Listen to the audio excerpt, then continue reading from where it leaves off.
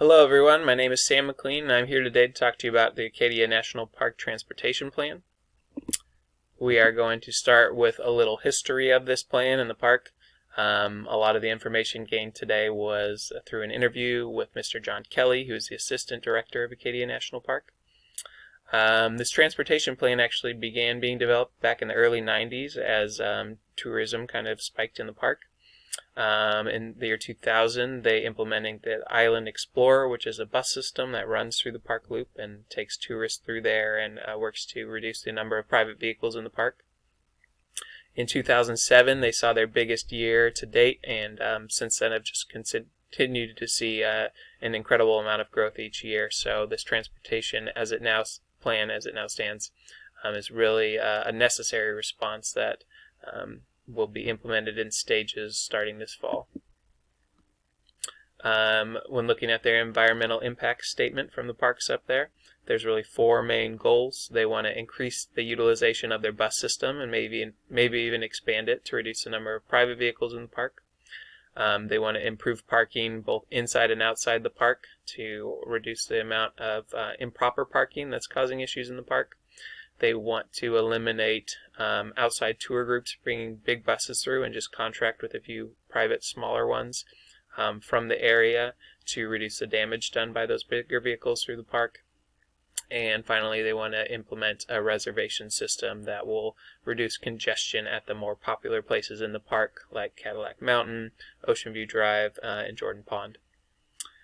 Thinking about the environmental impacts that are considered in this plan, some of the main concerns were the improper parking of vehicles that was damaging wildlife off the sides of the roads where people were driving into the woods or parking on shoulders and damaging plant life, as well as the damage done to the historic sites in the park. So like the Park Loop Road was being damaged by big vehicles coming through and overutilization. And so improving parking and also cutting back on the number of vehicles in the park is meant to preserve those historic sites so they don't need to be improved. The Park Loop Road itself was built back in the early 1900s, and rather than expand that, they want to try and preserve it by decreasing congestion and vehicle use there. Health concerns, obviously, when it comes to transportation are vehicle collisions and even those between pedestrians and vehicles.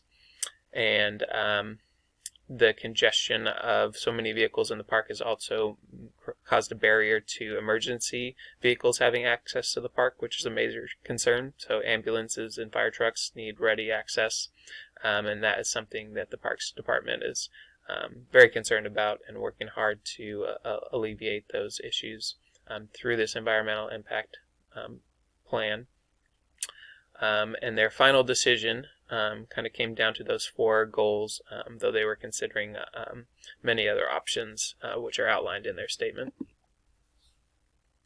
So starting this fall, they are going to begin implementing the reservation system kind of small scale, and if it's effective, they may expand it to other parts of the park. There is a concern that by creating this reservation system in the more kind of popular parts of the park, they will just kind of force the big summer crowds to the other locations in the park and cause damage and congestion there. So they want to leave space to kind of develop the plan as it goes and maybe implement reservations for the whole park instead of just those popular sites that are now a concern. They will evaluate this plan moving forward by surveying people coming through the park, timing how long it takes to find a parking space, and analyzing utilization of Island Explorer to see if that's increased, if they need to add more bus routes, things like that. They'll also observe the damage done to the Park Loop Road and other historic sites throughout the summer to see if those issues are alleviated and even count improperly parked vehicles. And throughout this whole process, they've done an excellent job of involving the community. There's also a concern that air pollution, not only in the park but for the surrounding community, is causing health problems or may in the future.